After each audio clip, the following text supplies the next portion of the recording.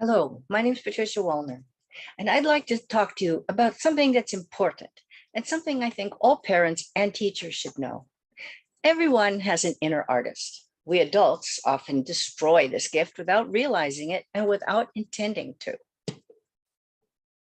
To allow this inner artist to develop, it's not so much about what we should do, it's more about what we shouldn't do and how to do the few things we should do. Let's take a look at why art is important first.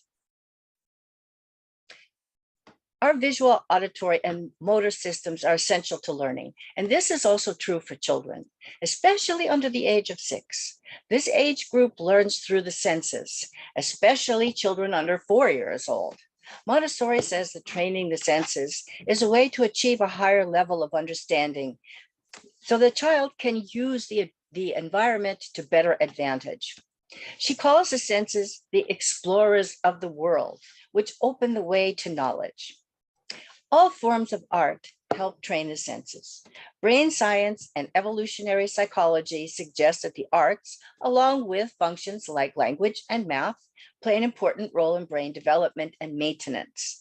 So it's a serious matter for schools to deny children direct curricular access to the arts. And yet this is what happens in many countries. As soon as there's a budget cut in education, usually the first things that are cut are art, music, and then physical education. Some people move artistically, think of dancers. Others watch. Other people sing. Others attend concerts. Some people don't engage in sports, but they go to sports events. So it's the same thing with art. Some people paint and some people purchase paintings. But what's fascinating about the brain is that whether you do it or you watch it or experience it, the same parts of the brain are stimulated, are light up. So it's not just the doing, but it's also the appreciation of things like art, which should be an important part of our education. We also know that it stimulates both sides of the brain. So first you need to finalize the painting in your mind. This is the right brain working. And then to develop the painting, you have to choose the elements, match and mix colors, place the shadows, the highlights. This is the right brain working on various things simultaneously. Of course, you need to be able to look critically at what you've done and what you are doing. And this is, again, the left brain being analytical. Art also benefits the brain. It develops fine motor performance. It stimulates the brain's reward center. This is the prefrontal cortex. So researchers found an increase in blood flow to this part of the brain when participants were making art. And participating in artistic work lowered cortisol levels, which reduces stress. Just think about that just for a moment. So many people in these days are stressed out. And how do you go about it? Well, you can do some yoga, you can go for a walk, but maybe you like to do something in music or art. And both of these things can reduce your stress levels. But a lot of people say, but I'm not good at art. I can't do anything. And part of this comes because in childhood, you didn't develop art the way it should be developed. So let's look at how young children develop art.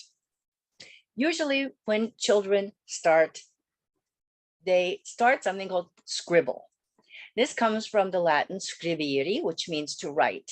And I love the Japanese and the Chinese that comes from two signs, write and drop. And that's kind of what it looks like. So two things must be understood about art. First of all, it's a natural step in human development. It's like language. We don't sit and teach the children language. If it's in the environment and we speak to the children, they will learn language. So this is auto-learned. Art is also auto-learned. So it's a natural step in human development, which is auto-learned. It's there inside of us already. Around 18 months, children start to understand that they're making marks. Now, I agree, if you put some crayon or something into the hand of a 1-year-old, they will draw on your walls, they will do anything you like that way, but they don't often realize that they are making the marks. They're enjoying the movement, maybe the pressure, but they don't realize that they have this control. And around 18 months, an advancement in the brain starts to make them realize they are making the marks. So now they will continue to renew the pleasure of making the marks.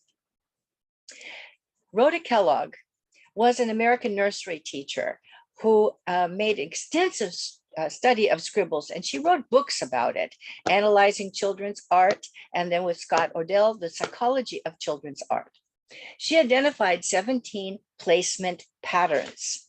Now, placement pattern is called a collocation. This means to set in or arrange in a place or position. And all of the placement patterns, as she says in her book, all the placement patterns appear in the drawings of children by the time they reach the age of 3. These patterns are basic and they are never forgotten. So this is, you see, this is now one part of this natural development. Here are some of the placement patterns.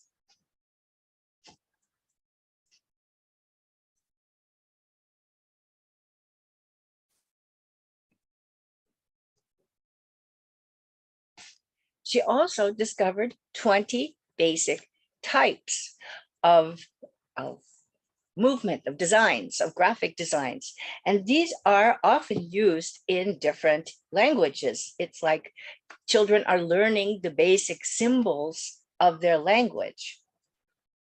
So sometimes when looking at a scribble, it's hard to really decipher where are these signs, where are these things, because children tend to scribble all on top of each other. They just keep on going and keep on going and keep on going. And they tend to fill up the whole page with scribbles until you really can't see any individual signs. But after a while, by 3 years old, they start to isolate their scribbles. They start to put them into individual, isolated, without covering them up. And this turns them into a diagram. So a diagram is usually made with 4 sides. It's usually made with one line that keeps on going. And this is something that now you can see what they're doing. And then they start to put them together. Now, the putting together of these designs is a big step in art development. But you can see what it says here. It only happens if the child is left to make the scribbles often and freely. This means not drawing with the children, but we'll go into that in a minute. So here are a few pictures of some of the things that children have done in my class when I was teaching that I thought might be fun to look at. So when they start with the collocation, and then they go on to making diagrams. Here's a combine. So this is where they put 2 arts together. Here's an aggregate. So an aggregate is when the child puts combines together. And this goes on until finally the child is making compositions. And so they start to put all of these different parts of art together.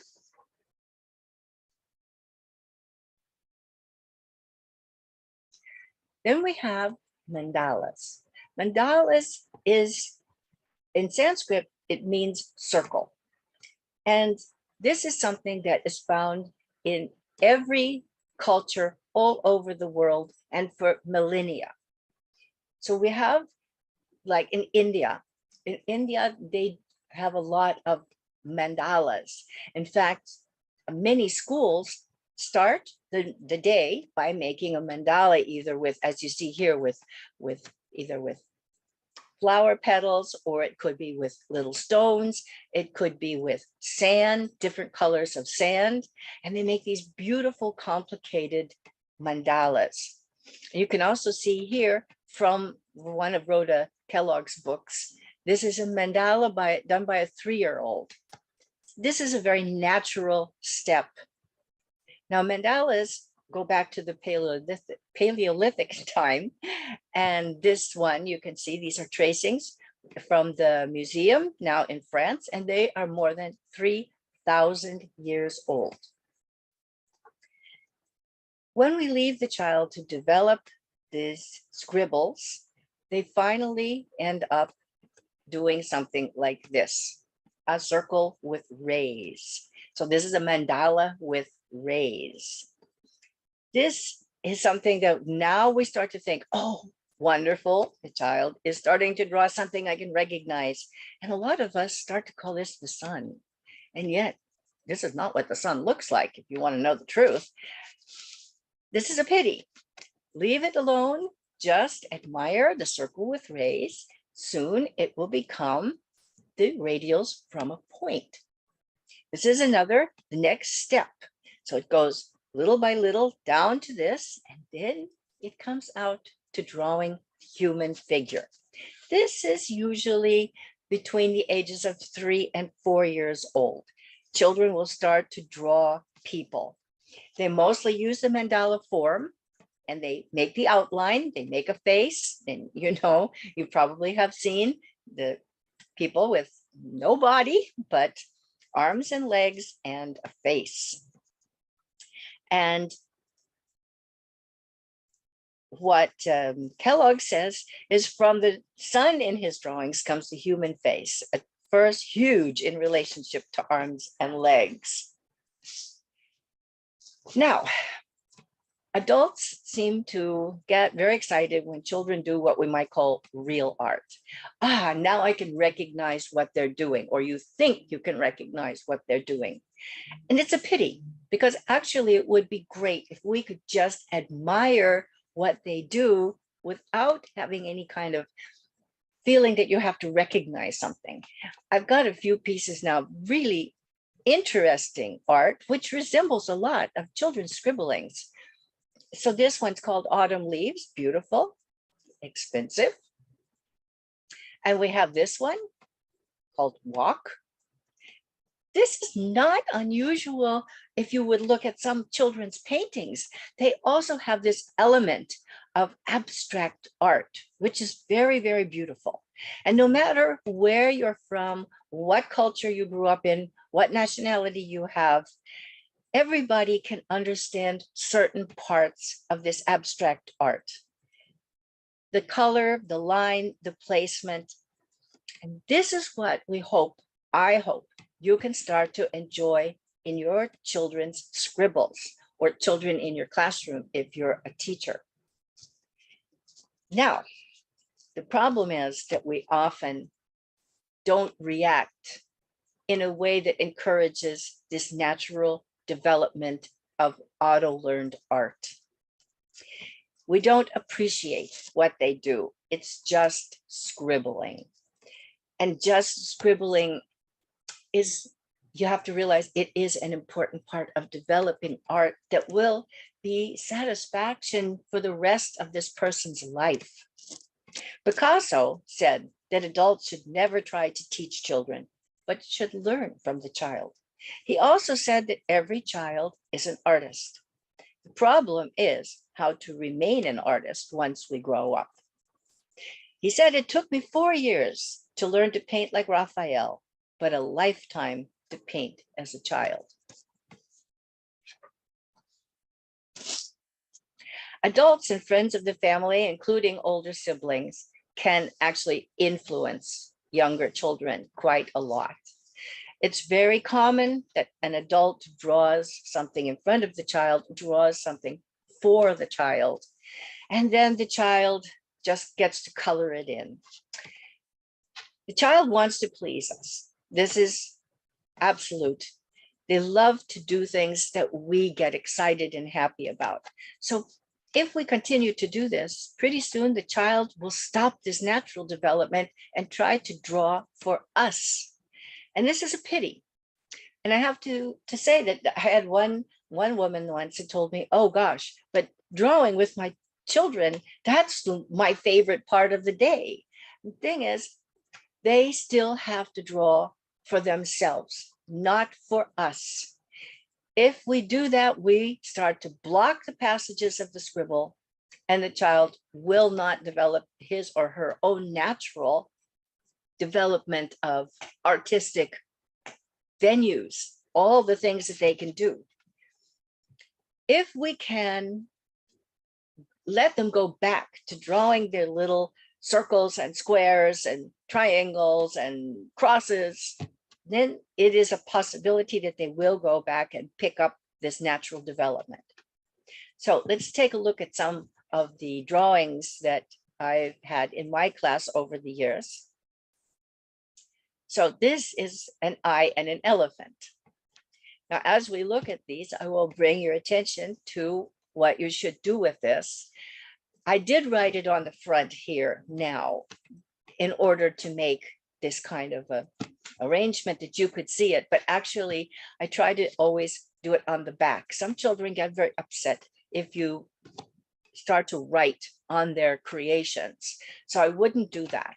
What you should do, though, always put the name of the child and the age. Don't put the date unless it's your own child, and then it's easy. You will remember how old he is. But especially if you're a teacher, try to just put the age of the child in years and months so that you can follow this progress by age.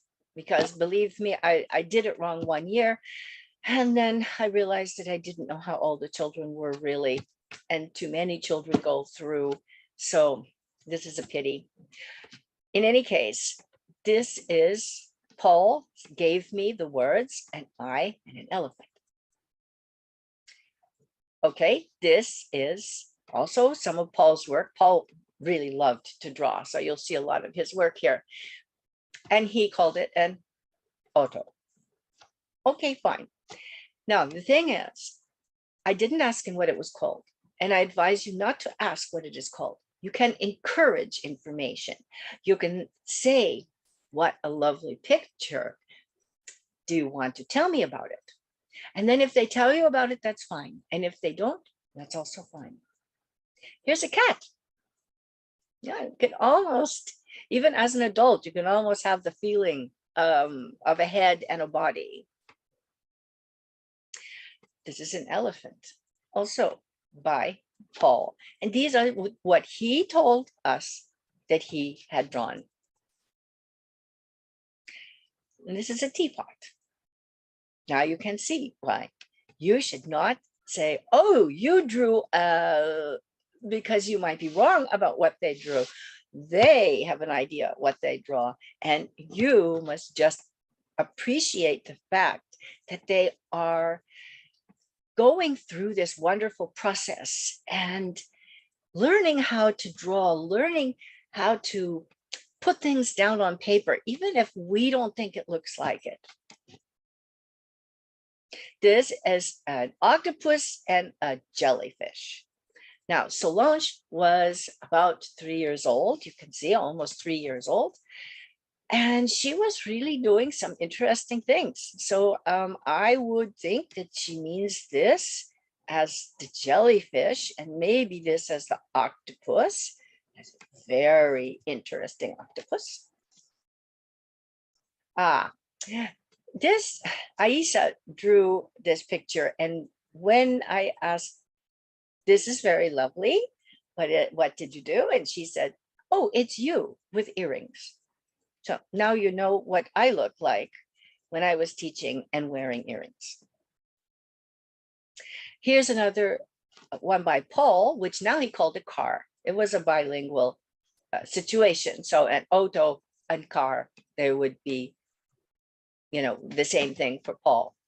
And this is a lovely car, actually, much more complicated car. Here's another child, Amadeo, and this, he told me, was a face. It's another face. And you can see how they've isolated their scribbles now. This is way past the point of just scribbling until the whole page is full. Now they isolate and they're just doing little bits. This is a cat by Amadeo.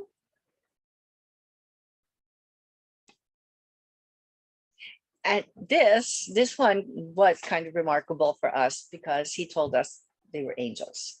Now, he was already, 3 years old, and he loved to draw. This is for sure. So you can see the child's scribble may not resemble the real object. The adult has a tendency to try to understand it and to give his own explanation, but it's not the one of the child. Before 3 or 4 years old, the child is in a phase which is basically inconceivable to draw something realistic. But if the adult would respect the child and just give them the opportunity to work without interruption, including their scribbling, you will see things start to develop. Now, this is a little boy, Itsuki, and he's eating some chocolate. But he made me some coffee one day, and in appreciation, I gave him this little tiny mini chocolate. But because Itsuki did not get chocolate at home, for him it was big. And there he did. He drew it. This is himself eating chocolate. Now you can see this child is 3.5 years old, already doing some interesting things. Here is something he drew also for me, a dinosaur. And now you really start to see that they are starting to show that they have a little bit more perspective. And this is something, though, that he does for himself. Now, what kind of thing to encourage this? What kind of thing can you say that you don't want to ask directly? You don't want to criticize, but you don't want to lie. Children know when you're lying. Don't lie about this. So you can say things like, this is good work, lovely colors. I really like the things that you do. It's a beautiful scribble. Be careful. Don't say too much, because you don't want them then to start to do things just to please you again. You want them to do things because they like to do them, but children do come to us and they do want some kind of feedback. They like to get encouragement, but too much encouragement again can make them start to think, oh, well, then I'll do another one just like that, because that's what she likes. We want it to be, that's what you, the child, likes. So as Kellogg says, the teacher who really wishes to be helpful can say that the drawing has nice lines in it, has pretty triangles, or something else true and encouraging.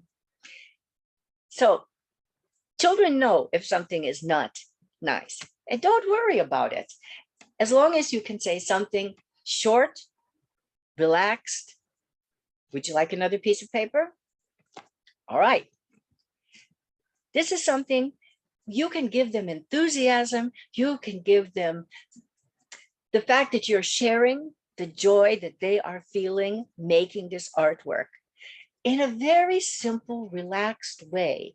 It's the best way to approach many things with children, even things like, let's say, toileting. Cool, relaxed. This is fine. This has worked. Now let's get on with it.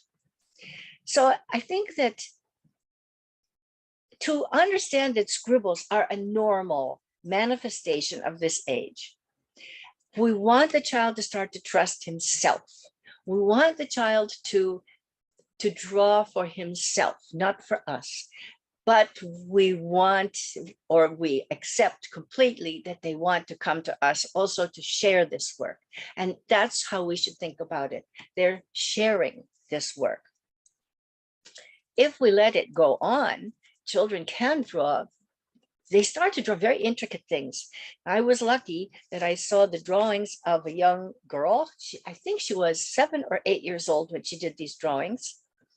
And you can see that she got quite involved and quite detailed. So this was a drawing that she did of different rocks. This was in a Montessori school, and she was in the elementary age group, so she was doing that. this bouquet of flowers, you can see this is very detailed and really very lovely. And she does, this is how her scribbles come out now. It's not scribbling anymore. This is gorgeous. Here is a town. And here's another one of hers that is a town.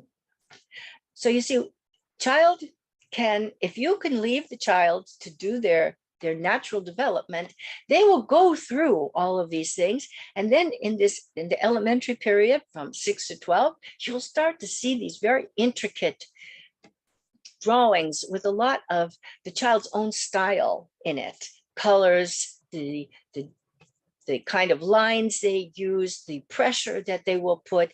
They will develop their own style. It's a little bit like developing your own handwriting. We'll start with basically the same instruction as far as making letters go, but then we end up with very special handwriting. Think of the art this way, that it's just this natural development. So when a child will give you the name, then write the name on the back, accept the name they give. Don't try to give them the idea of what they've drawn. They know what they've drawn. You don't. Write it on the back. Write the age of the child. If you want to, of course, you can write any other information that they give you at the moment. What kind of materials? Here we go.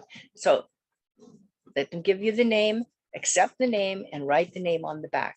Now, what kind of materials should we offer young children? Well, we can offer pencils, crayons, different paints, and clay. How to present. This is very important. Children are not born knowing how to do things. There are many things that if you just give them a toy, for example, they don't know how to play with that toy. And so they start to bang it and maybe break it, and you can get upset. And that's something that I think adults don't often realize. Children don't automatically know how to play with certain things. Now, if you think about this art, children don't know how to use a crayon. They don't know how to use a paintbrush. So this is the thing. You, as the adult, must model quickly and clearly how to use this material and then give the child a turn. So for instance, you take a clean piece of paper, you pick out 2 crayons, you show how to use maybe the point of the crayon, maybe the side of the crayon, whatever it is that you show, and then there, I've drawn a picture. Now it's your turn. Let's get you some clean paper. And then you let them alone, and then they can develop. But you have to model the right way to use something so that they have that knowledge. They know that they're doing it basically in the right way. They can still experiment, and that is great. But if you just leave them with it, they could just as well take a bite out of it as use it to draw a picture. So first model how to do it quickly, because especially toddlers don't have a lot of patience. If you're going to take a long time drawing a complicated picture, you're going to lose the child. So just do it quickly. Like, don't worry about, for instance, black. Some people don't really want children to draw with black crayon, but why not? Black gives the best contrast on white paper. So this makes good sense. Children, of course, they can use black. It doesn't mean that they're goth or that they have a dark side that's coming out. It just means they're getting a good contrast. They can see what they're doing. So this is fine. So you show them how to choose just a couple of things, or a small piece of clay, which you can have ready. Maybe you can set up painting, easel painting or something. Just first, even one color is sufficient. And then after a little while, add the second color, maybe up to 3.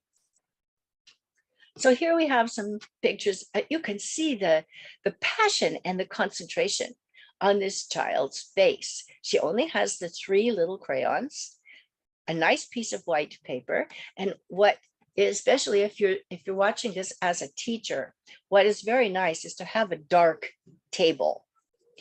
This teacher, I can see, has put out a dark plastic on her table. But where I was teaching, we actually had a dark table. You can paint it or you can get dark tables. Now, why to do this? First of all, it doesn't encourage drawing on the table. It's not as much fun to draw on a dark table where you can't see what you're doing as it is to draw on a light table. And second of all, it defines the paper very well. So the child can see the limits of where to do the drawing. Here's somebody using a pencil. This child is doing paint. Now you can see for painting, we always suggest that you have the separate little pots, easy to get, and they have a small hole in it. So usually, for a few hours, actually, they keep putting it back in the right hole. It's only when they take 2 out at once that they start to get them mixed up. But for the rest, it stays pretty well so that they can do this painting, easel painting. My suggestion was, this is quite a while ago, and you can see that there are clips up there. But my suggestion was to get either a magnetic board, easy to get, or you can buy magnetic paint. And you can paint even 2 strips of magnetic paint, and then the child can put the paper on by themselves just by putting magnets there to hold it. This is brilliant. They can get the paper on and off without your help. And of course, this is the level of independence that we're going toward, is the child can do this work, whatever it is, in this case, artwork, and continue to do it without having to find an adult to help them every few minutes. So this is an idea that I think is a really good idea, is to use a magnetic board or paint the easel with magnetic paint. And we can also have this watercolor at the table. It's a little bit more complicated because in this case, the child has many different brushes. That's one way to do it. But if you also have just the palettes that you have to put water, then it's they have to learn to clean the brush in between every time that they do something. So this is quite interesting, but it is a little bit more difficult, perhaps a little bit older child. Now, the best thing is to have clean white paper. Of course, this is very nice for children to have big pieces of paper. But sometimes it gets expensive. And as long as one side is clean and available, maybe you can, what I did when I was teaching, I would ask parents that worked if they have any like computer paper that they dump. A lot of times they run off computer things, and even sometimes it's only one line on a paper, one line that doesn't mean anything that I can figure out, and then they throw the paper away. I got literally boxes of paper that was clean on one side for free. So think about how to get it. Now, it's important that here's somebody doing clay. Clay is also a wonderful thing. You can make clay, or you can get river clay. Now, river clay you would get at an art store. It has a sturdier structure. And so it really gets the child working on making shapes. What this child has is like Play-Doh, which you can buy or you can make it. We always made it, and it was a wonderful kind of thing to make together. Every child got the chance to stir and fix, and it's very sensorial, and it's very nice for children to be able to squeeze it and roll it and flatten it. So they can make a lot of shapes with your guidance. And I think that now I would like to say Thank you very much for listening. And I hope that this has made some sense for you. I hope that we will encourage children to do more of these things for themselves and not just always for us. Thank you very much.